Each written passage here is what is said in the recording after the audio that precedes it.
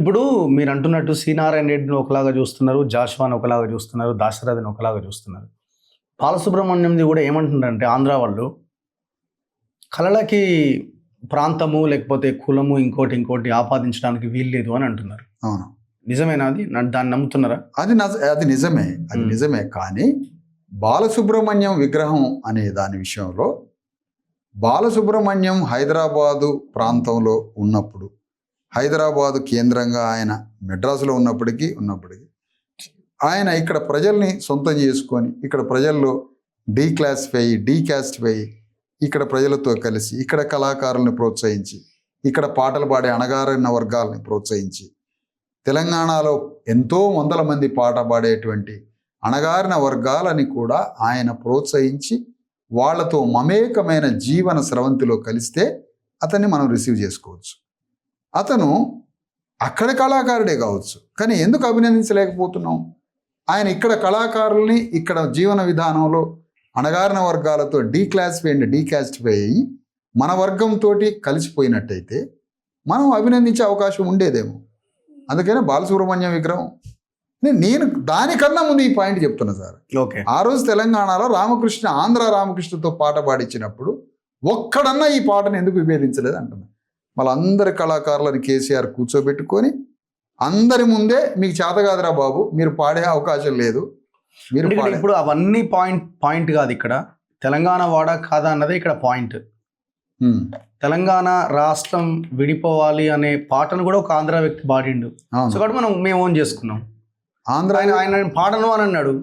ఆంధ్ర వ్యక్తి పాడిండని అభినందించొద్దు, తెలంగాణ వ్యక్తులు పాడొద్దు అన్నది పాయింట్ కావాలి నాకు. కాదు సార్, మీరు పాయింట్ పట్టుకోరేంటి? తెలంగాణలో 1,00,000 మంది పాటలు పాడే కళాకారులు ఉన్నారు సార్. 1,00,000 మంది పాటలు పాడే కళాకారులని వద్దనబట్టే కదా రామకృష్ణ పాడింది. ఈ పాయింట్ మాట్లాడరేంటి మీరు? వీళ్ళు లేకపోతే రామకృష్ణ పాడితే దాన్ని అభినందించవచ్చేమో.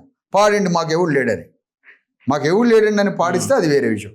ఈ 1,00,000 మంది కళాకారులని మీరు పాడొద్దు అని అంటే, ప్రతి గ్రామంలో కళాకారులు ఉన్నారు కదా, అప్పటికే రాష్ట్రంలో వందల వేల మంది కళాకారులు కేసీఆర్ ఉద్యమంలో తిరుగుతున్నారు కదా, వీళ్ళని కాదని రామకృష్ణతో పాడేయడం ఏంటి? అంటే నీకు ఏం కావాలి? ఒక అసలు అక్కడే తెలంగాణ ఆత్మగౌరవాన్ని కత్తులు పెట్టి కిల్ చేయాలి అక్కడ. మన అట్లాంటప్పుడు ఈయన కీరవాణిని కూడా మ్యూజిక్ డైరెక్టర్ అయినప్పుడు కొంతమంది వ్యతిరేక, అదే కేసీఆర్ టైంలో ఆ పని చేసిండు. కేసీఆర్ టైంలోనూ బ్రాహ్మణుడితో పాడించిండు అగ్రవర్ణంతో, ఆంధ్ర అగ్రవర్ణంతో. కీరవాణి అనే ఆంధ్ర అగ్రవర్ణంతో రేవంత్ రెడ్డి పాడించాడు. సరిపోయా. దాని అప్పట్లో ఉన్నటువంటి ఎవరు అప్పుడు కూడా పెద్దగా విభేదించింది లేదు. మరి దాని సంగతి ఏంటి? అందుకని మనకి జాగ్రఫికల్ పాలిటిక్స్లో ఏమవుతుందంటే ఎనిమియే మనకి దేవుడు అవుతాడు జాగ్రఫికల్ పాలిటిక్స్లో. కానీ నీ బీసీ ఎస్సీ ఎస్టీ శ్రామిక వర్గం ఫూలే అంబేద్కర్ యాంగిల్లో చూస్తే, అందుకని అక్కడే మనకి ఫిలాసఫీ పాత ఎక్కడ దొరుకుతుంది అంటే పూర్వీకులు దొరుకుతుంది. ఇక్కడ ఇప్పుడు అందరు ఆలోచిస్తున్నది ఏంటి అంటే majority Telangana first, remaining next. No, మీరు ఉన్నది నెక్స్ట్ దాంట్లో ఉన్నారు. మేము అట్లా ఒప్పుకో, నెక్స్ట్ దాంట్లో ఉన్నారు మీరు. అంటే మీరు తెలంగాణలో ఉన్న పులులు సింహాలు తెలంగాణయే కాబట్టి అవి బీక్క తినొచ్చు, అవి చంపొచ్చు. తెలంగాణ విష సర్పాలు పాములు ఉన్నాయనుకోండి, సంగారెడ్డి పాము ఉంది, మెదక్ పాము ఉంది, కరీంనగర్ పాము ఉంది అనుకోండి. కరీంనగర్ పాము మమ్మల్ని కాటేయచ్చు, కానీ తూర్పుగోదావరి జిల్లా పాము మాత్రం కాటేయద్దా? అదేం సార్, అదేం మాటనండి, నాకు అర్థం కావట్లేదు. కరీంనగర్ పాము కాటేయచ్చా? ఎందుకంటే కరీంనగర్ పాము కాబట్టి. అదేంటి జాగ్రఫికల్ డివైడ్ అనే ఆలోచన అన్నప్పుడు, ఎవడో నాట ఒక ఊరు ఉందట, ఆ ఊరిలో 100 సంవత్సరాల నుంచి ఆ ఊరి జనం మొత్తాన్ని బీక తినడట, వాడే చంపేయడమే, ఇక మొత్తం రక్తం దాగి చంపేసేదట. పక్క ఊరు నుంచి ఏదో గొడవ వస్తుంటే మనందరం కలిసి వాడిని వ్యతిరేకిద్దాం అంటాడట. పక్క ఊరోడు ఎవడో తెలుసా? శ్రామికుడు. దాన్నే జాగ్రఫికల్ పాలిటిక్స్ అంటారు. ఈ దేశ స్వాతంత్ర ఉద్యమాన్ని మనమంతా నడపాలని దేశంలో ఉన్న 540 రాజ సంస్థానాలు, జమీందారులు, భూస్వాములు, బీహార్లో ఒకడికి 2 లక్షల ఎకరాల భూస్వామి. ఎవరో తెలుసా వీళ్ళు?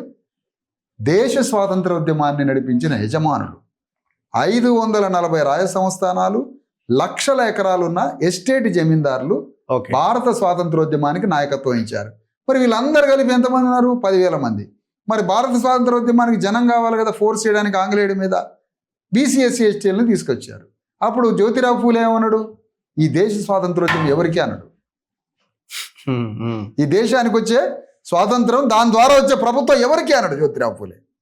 అది నేషనల్ పాలిటిక్సా, అది అణగారిన వర్గాల philosophy చెప్పిండా Jyotirao Phule, geographical philosophy చెప్పిండా? అణగారిన వర్గాల ఫిలాసఫీ చెప్పిండు. అది మనం అందుకున్నట్టయితే తెలంగాణ వాళ్ళం. అదే అప్పుడు తెలంగాణ ఉద్యమంలో తెలంగాణను దోపిడీ చేసిన 10,000 మంది భూస్వాముల చరిత్ర ఏంటని మనం మాట్లాడేట్టున్నాం. అందుకనే జాగ్రఫికల్ పాలిటిక్స్ మనిషిని అంధుణ్ణి చేస్తుంది. అందుకనే సత్యాన్వేషణ కావాలా, సత్యం కావాలా మనిషికి.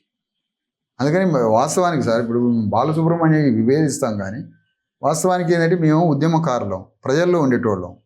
మీరేమో ఇప్పుడు ఈ ఒపీనియన్ చెప్పు అంటారు. ఇక మాకు ఒక్కోసారి ఈ ప్రజలకి కొంచెం క్లారిటీ రావాలి కదా. ఎట్లా అంటే అదే ఇప్పుడు మేము కూడా అప్పుడప్పుడు మీకు చెప్పాల్సి దేనికి వస్తున్నాం అంటే, ఈ ప్రింట్ మీడియానే ఎవడు మాకేమో సంబంధం లేదు, అదంతా అగ్రవాదం. అది 100% కనబడుతున్నది కదా, అది ఆప్షన్ కూడా లేదు. అందుకని ఇప్పుడు మా ఒపీనియన్స్ ఆప్షన్ మేమే. ఇక నా బాధ ఎప్పుడైనా ట్వీట్లు చెప్పుకుంటా, ఇక మీరు అడుగుతారు కాబట్టి తప్పట్లేదు. మరి ఏం చెప్తారు?